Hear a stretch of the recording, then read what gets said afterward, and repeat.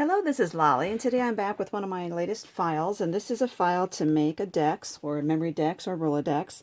That's a clipboard, and so it's magnetized clipboard, and all of these papers that you see are just held in there by the magnetization of this. So it's a nice, sturdy result, and it's almost as hard as a real clipboard, you know, because there's so many layers here. So if you'd like to see how this is made, stay tuned and I'll show you all the parts of it. So this requires one file that contains all of these parts here, and I'm trying to get them over here. Okay, and the file contains like a paper that would fit in here instead of all of these. Okay, so the actual card, that's the front.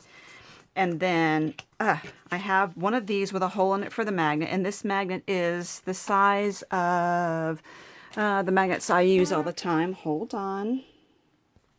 And I will give you a link to these, but it's 3/8 inch wide, and they're 1 32nd inch thick. So the hole is geared for these.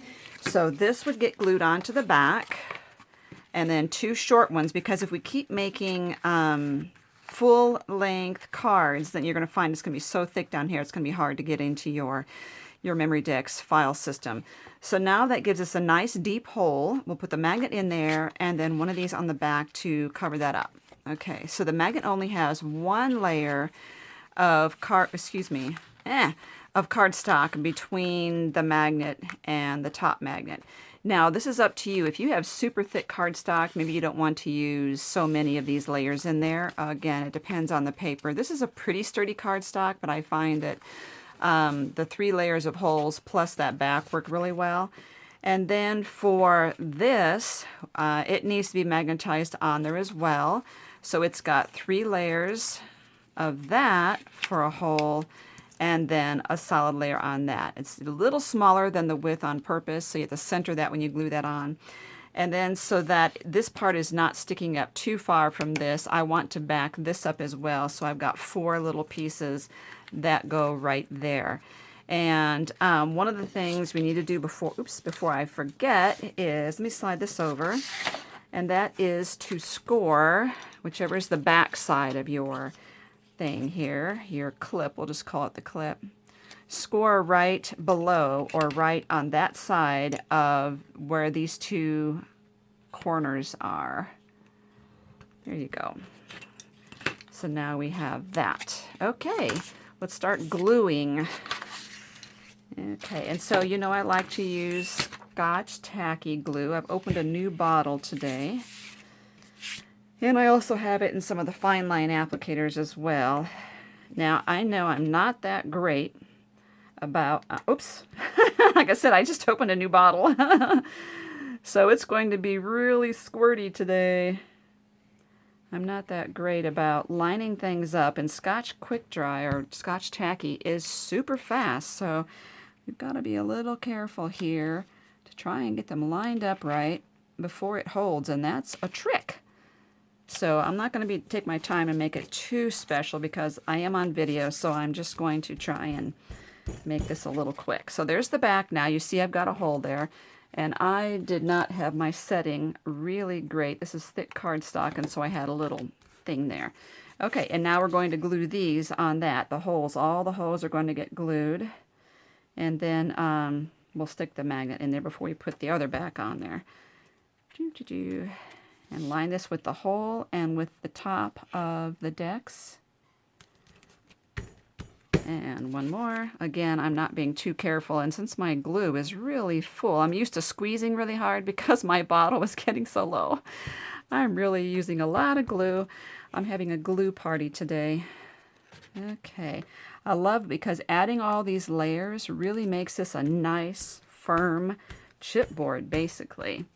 Okay, now we're ready to put in the magnet number 1. I am going to use E6000. I'm in a well-ventilated area. Okay, I need to get 2 out, and they are so stuck together. There we go.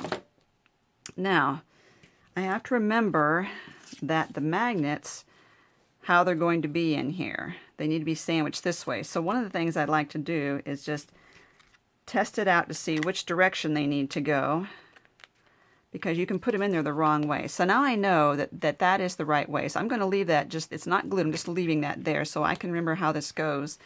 And put a dab of E6000 in there.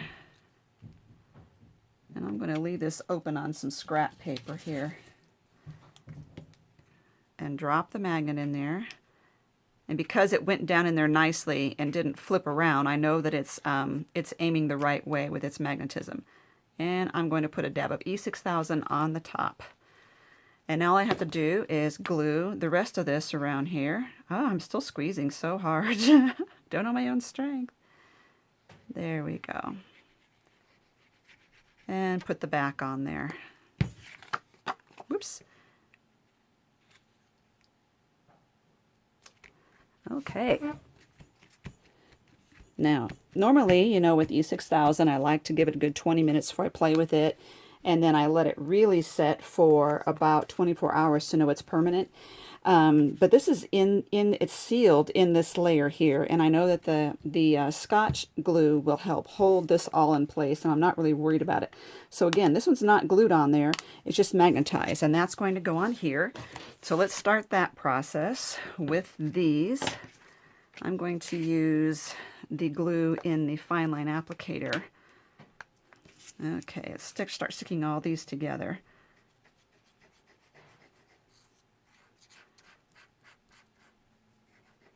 Okay, and again, line it up. And I know you probably can't see as well because I've got white paper under the white. This is kind of like an off-white paper I'm working with.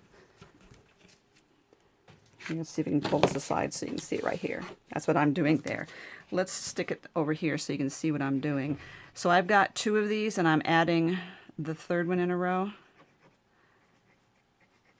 I wanted to use the fine line applicator because I can not get it too squishy and excess glue everywhere. Really want to get those holes lined up. Okay, and then I'm going to glue it onto this one, which is the backing for the clip. Kind of get a nice thing around the circle there. Okay, so now you see what we have here. All right, and that's going to go here with a magnet in it. But what I need to do is get the E6000 in there. So if this is going to go this way on here, then that magnet, I need to know what direction it's going, and that's the direction it's going to go. There's one thing I can do right now is just lay the paper this way, and that way I'll always remember which way the magnet's going to go. E6000. Okay, there are some that are not unidirectional magnets, and I don't have any of those. Okay, I let it flop in there on its own. But now I know it's in the right way. I'm going to pick it up, put a little dab on top so that it sticks to the cardstock really well. And then time for more of the Scotch glue on the paper here.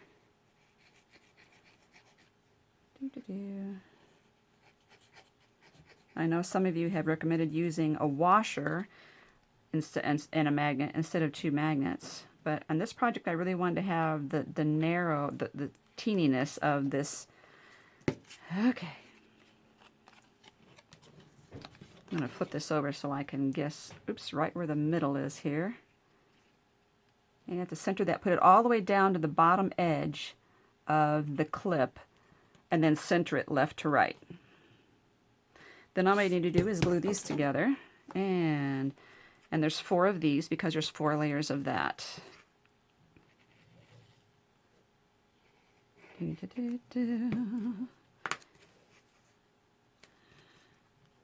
like to pick them up, and that way I can make sure they're lined up in my hand.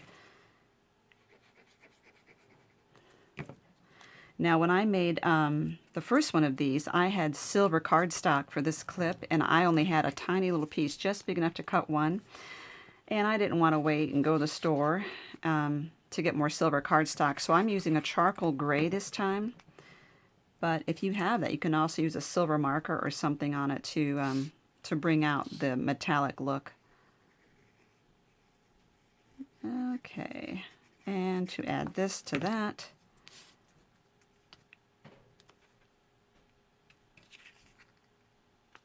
There we go. So again, this part here just helps it to lay flat on this. Otherwise, if we had all this bulk here and no bulk here, it would kind of lay strangely on that. So now all we need to do now, if I can get this there, we just need to glue this top part to this. We're not going to glue this. The magnet is going to hold that in place. So here we go.